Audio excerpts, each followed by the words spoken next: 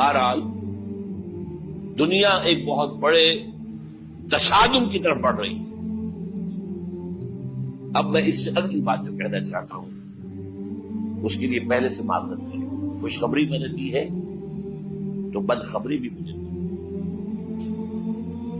اس عالمی غلبہ اسلام سے پہلے ابھی امت مسلمہ کی بہت پٹائی ہونی ہے، بہت پٹائی ہونی ہے، بہت پٹائی. یہ میں نہیں کہہ رہا، حضور نے کہا ہے.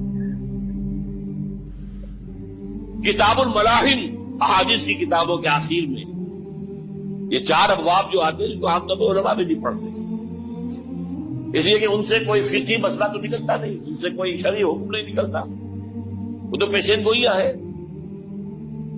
کتاب الفتن کیسے کیسے فتنے اٹھیں گے، کتاب الملاحم کیسی کیسی جنگیں ہوں گی، کتاب اشراط الساعہ قیامت کی علامات کیا ہوگی، کتاب و علامات القیامہ یہ کیا ہوں گے. ان ابواب کو پڑھیے تو آپ کو معلوم ہوگا اس دور کے آنے سے پہلے ابھی امت مسلمہ پر اللہ کے عذاب کے بہت سخت کوڑے پڑ. معافی چاہتا ہوں. اگر رسولوں کی شان یہ تھی کہ وہ بشیر بھی تھے اور نذیر بھی تھے تو میں بھی ایک ادنا غلام نہیں کہوں. میں جو کہہ رہا ہوں قرآن حدیث سے کہہ رہا ہوں. یہ عذاب کیوں آئے گا؟ امت مسلمہ بحیثیت مجموعی اللہ کی نگاہ میں مجرم، بہت بڑی مجرم. کیوں؟ 1 انچ زمین دنیا میں نہیں دکھا سکتی جہاں اللہ کا دین قائم.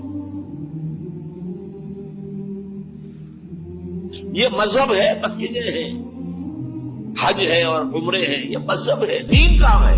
اللہ کا نظام کہاں ہے؟ دین حق کہاں ہے؟ وہ نظام عدل کہاں ہے؟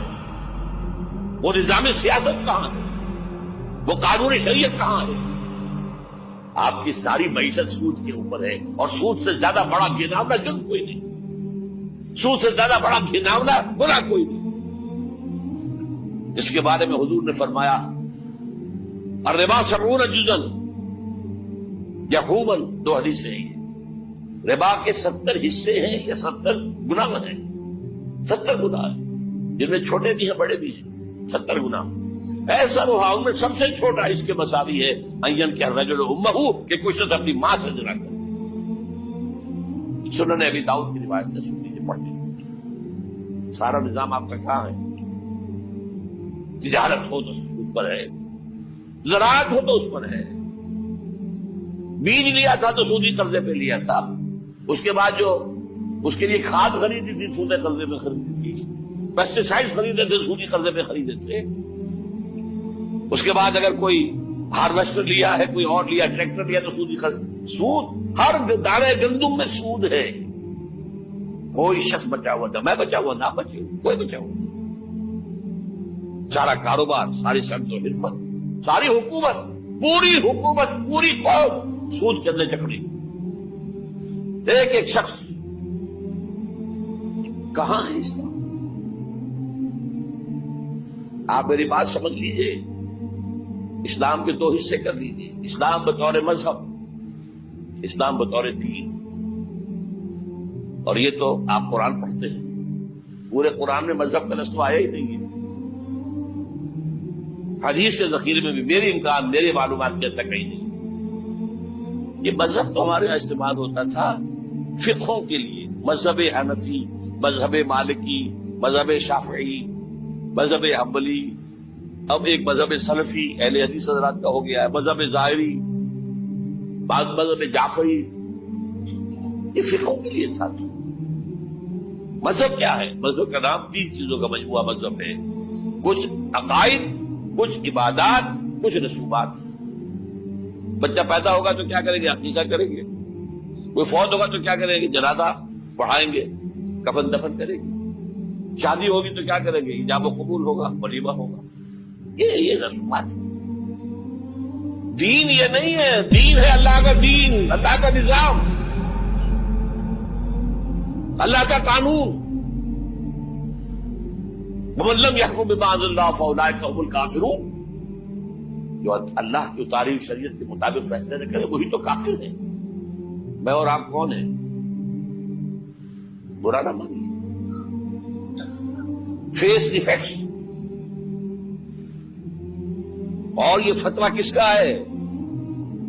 اللہ کا ہے. وَمَن لَّمْ يَحْكُم بِمَا أَنزَلَ اللَّهُ فَأُولَٰئِكَ هُمُ الْكَافِرُونَ وَمَن لَّمْ يَحْكُم بِمَا أَنزَلَ اللَّهُ فَأُولَٰئِكَ هُمُ الظَّالِمُونَ وَمَن لَّمْ يَحْكُم بِمَا أَنزَلَ اللَّهُ فَأُولَٰئِكَ هُمُ الْفَاسِقُونَ. 3 فتوے ہیں اس مفتی اعظم جو ہماری اتاری ہوئی شریعت کے مطابق فیصلے نہیں کرتے.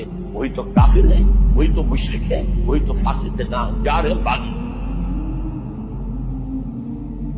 یہ ہے امت مسلمہ کا حال. اب میں یہاں آپ کو اختصار سے بیان کرتا ہوں حضور کا طریقے انقلاب کیا تھا. اختصار تفصیل سے کتابوں میں دیکھیے. نمبر 1, دعوت ایمان بذریعہ قرآن. یتلو علیہم آیاتی. آج جمعے میں نے اسی آیت پر تفصیل کی. تلاوت آیات, قرآن پڑھ کے سناؤ, قرآن پڑھ کے سناؤ, قرآن پڑھ کے سناؤ. کہہ دو وہی تو ہے جس نے تم کو پیدا کیا اور تمہارے کان اور آنکھیں اور دل بنائے, مگر تم کم ہی احسان مانتے ہو. کہہ دو کہ وہی ہے جس نے تم کو زمین میں پھیلایا اور اسی کے روبرو تم جمع کیے جاؤ گے. کیا یہ کسی کے پیدا کیے بغیر ہی پیدا ہو گئے, یا یہ اپنے آپ کو خود پیدا کرنے والے ہیں, یا انہوں نے آسمانوں اور زمین کو پیدا کیا ہے؟ نہیں, بلکہ یہ یقین ہی نہیں رکھتے. تو کیا ہم پہلی بار پیدا کر کے تھک گئے؟ نہیں, بلکہ یہ اثر نو پیدا کرنے کے بارے میں شک میں پڑے ہوئے ہیں. اور ہم ہی نے انسان کو پیدا کیا ہے, اور جو خیالات اس کے دل میں گزرتے ہیں ہم ان کو جانتے ہیں, اور ہم تو رگ جان سے بھی زیادہ اس کے قریب ہیں. اور کافر انسان کہتا ہے کہ جب میں مر جاؤں گا تو کیا زندہ کر کے نکالا جاؤں گا؟ کیا ایسا انسان یاد نہیں کرتا کہ ہم نے اس کو پہلے بھی تو پیدا کیا تھا جبکہ وہ کچھ بھی چیز نہ تھا؟ جو تمہارے پروردگار کی قسم, ہم ان کو جمع کریں گے اور شیطانوں کو بھی, پھر ان سب کو جہنم کے گرد حاضر کریں گے اور وہ گھٹنوں پر گرے ہوئے ہوں گے. وہی زندہ کو مردے سے نکالتا ہے اور وہی مردے کو زندہ سے نکالتا ہے, اور وہی زمین کو اس کے مرنے کے بعد زندہ کرتا ہے, اور اسی طرح تم دوبارہ زمین میں سے نکالے جاؤ گے. اور اسی کی نشانیوں میں سے ہے کہ اس نے تمہیں مٹی سے پیدا کیا, پھر اب تم انسان ہو کر جا بجا پھیل رہے ہو. اس قرآن کے ذریعے سے دلوں میں ایمان پیدا ہو, یقین والا ایمان. دیکھیے, برا نہ مانے, مغالطے میں نہ رہیے. میرے اور آپ کے دلوں میں ایمان نہیں ہے,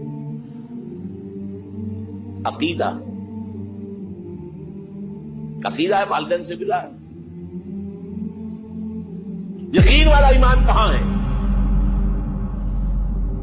اپنے غریبان میں جھانکیے, اللہ آپ کو توفیق دے. کیا مجھے واقعی یقین ہے کہ مجھے مرنے کے بعد جی اٹھنا ہے؟ کیا مجھے یہ واقعی یقین ہے کہ اصل زندگی آخرت کی زندگی ہے؟ کیا مجھے واقعی یقین ہے کہ قرآن اللہ کا کلام ہے؟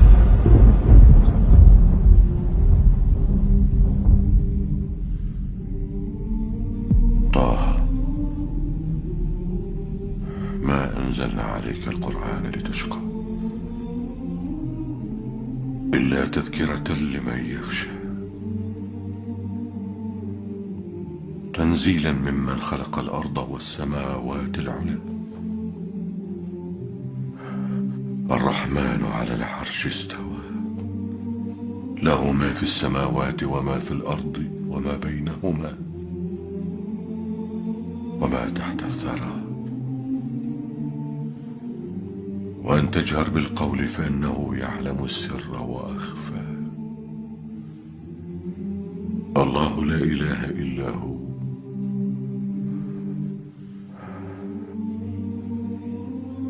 له الأسماء الحسنى. ٹٹولی اپنے دلوں کو. اگر یقین ہوتا کہ اللہ کا کلام ہے تو آپ اس کو سمجھنے کے لیے ابھی بھی نہ سیکھ سکتے. انگریزی آپ پڑھیں, اور پڑھی آپ نے ایسی کہ انگریزوں کو پڑھا دیں. کیا نہیں کیا, پی ایچ ڈیز کر رہے ہیں, کون کون سے فنون نہیں سیکھے, ڈاکٹر اتنی عربی نہیں سیکھی دعویٰ ہے کہ تمہارا یقین تھا میری کتاب پر، اللہ پوچھے گا تمہارا سلوک کیا تھا میری کتاب کا، تم نے پڑھا اس کو، سمجھا اسے سمجھنے کے لیے عربی سیکھی؟ تو تم جھوٹ بول رہے ہو، تمہارا کوئی ایمان نہیں تھا میری کتاب۔ ما آمن بالقرآن من استحل محارمہ، جنہوں نے سود کو اپنے پورے نظام کی جڑ بنیاد بنایا ہو، ان کا ایمان کوئی ہے اللہ پر؟ حضور فرماتے ہیں کہ جس شخص نے حرام کسی شے کو اپنے لیے حلال کر لیا اس کا کوئی ایمان نہیں۔ دوبارہ آج بھی کرنا ہے تو دوبارہ ایمان پیدا کرنا ہوگا، ایمان، عقیدہ نہیں، ایمان، صرف لپ سروس نہیں، اقرار باللسان نہیں، تصدیق بالقلب۔ جو لوگ آئے جن کے دلوں میں ایمان پیدا ہوا پھر ان کا تزکیہ کیا، تطہیر فکر، تصفیہ قلب، تجلیہ روح، تزکیہ نفس، اندر کا باطن دھو دیا قرآن نے۔ جو بجا در رفت جان دیگر شمس، جان چو دیگر شو جان دیگر شمس۔ یہ قرآن جب کسی انسان کے اندر اتر جاتا ہے، اس کے اندر کی مکمل اوور ہالنگ، مکمل صفائی، دماغ کی صفائی غلط نظریات سے، دل کی صفائی غلط نیتوں سے، غلط ارادوں سے،